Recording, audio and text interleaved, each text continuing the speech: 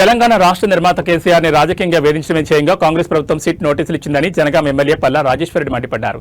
దీనికి నిరసనగా జిల్లా వ్యాప్తంగా 131 గ్రామాల్లో కాంగ్రెస్ ప్రభుత్వ దిష్టిబొమ్మలను బీఆర్ఎస్ కార్యకర్తలు దహనం చేశారు. రాబోయే మున్సిపల్ ఎన్నికల్లో ఓటమి భయంతోనే ప్రజల దృష్టి మళ్లించడానికి కాంగ్రెస్ పార్టీ కేసీఆర్ ని ఇబ్బందులు గురిచేస్తోందని ఆరోపించారు.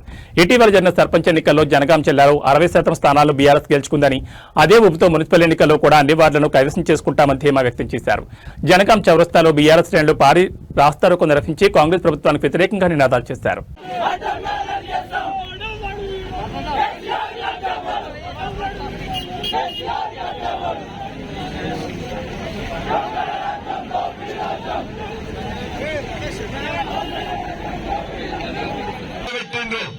జనగాంలో 60% సీట్లలో గెలుచుకొని ఇవాళ నిన్ను పాత్ర పెట్టిండ్రు. మున్సిపల్ ఎన్నికల్లో కూడా ఇవాళ మమ్మల్ని ఇక్కడ పనిచేయ తీసుకోకుండా కేసీఆర్ గారిని అరెస్ట్ చేస్తే మేము అందరం కూడా అక్కడ ఇవ్వాలనే ఉద్దేశంతో ఇవాళ డైవర్షన్ పాలిటిక్స్ చేస్తున్నాం. నువ్వు ఎన్ని కేసులు పెట్టుకున్నా ఏం చేసుకున్నా కూడా మాకేం కాదని చెప్పి మేము తెలియజేస్తా ఉన్నాం. కేసీఆర్ గారు నీలాంటి పిట్ట బెదిరింపులకు, నీలాంటి ఉడత ఊపులకు భయపడరని చెప్పి కూడా మీకు తెలియజేస్తా ఉన్నాం. ఏదేమైనా కేసీఆర్ గారికి సంఘీభావంగా ఇవాళ జనగామ నియోజకవర్గంలో ప్రతి గ్రామంలో 131 గ్రామాల్లో కూడా ఇవాళ కేసీఆర్ గారికి వ్యతిరేకంగా నిరసనగా ఇవాళ మొత్తం ఈ యొక్క ప్రభుత్వ దిష్టిబొమ్మను తగలబెట్టిండ్రు. అదేవిధంగా అన్ని మండల హెడ్ క్వార్టర్స్ లో కూడా ఇవాళ ఇప్పటికే నిరసన కార్యక్రమాలు చేసిండ్రు. కాబట్టి ఇక్కడ కూడా కేసీఆర్ గారికి అండగా వచ్చిన నాయకులు, కార్యకర్తలందరికీ ధన్యవాదాలు తెలియజేస్తున్నాం. మనం ఇవాళ కేసీఆర్ గారు విచారణకు అటెండ్ అవుతున్నారు. కేసీఆర్ గారు విచారణ అటెండ్ అయిన తర్వాత మన పనిలో మనం ఉండాలి. ఇలా కేసీఆర్ గారికి సంఘీభావం అంటే ఇవాళ జనగామ మున్సిపల్ కౌన్సిల్ మీద ఈ యొక్క గులాబీ జెండా ఎగరవేయడమే. వాళ్లకు వాళ్ళు చేస్తున్నాయనే తప్పులని చెప్పి తెలియజేయడానికి జనగామ మున్సిపల్ కౌన్సిల్ మీద ఈ యొక్క గులాబీ జెండాను ఎగరేసి మన కేసీఆర్ బాబుకి బహుమతిగా ఇవ్వాలని చెప్పేసి నాయకులు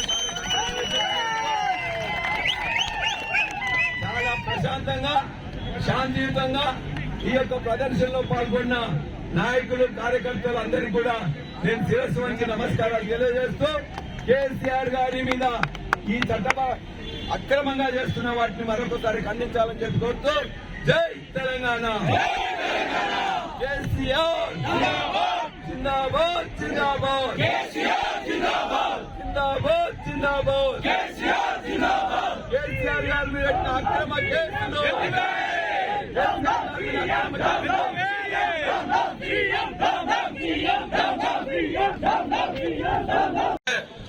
అనవసరంగా కేసులు పెట్టినట్లయితే ఖచ్చితంగా నీ ప్రభుత్వం పతనంగా తప్పదు. ఇందులో కూడా అత్యుత్సాహం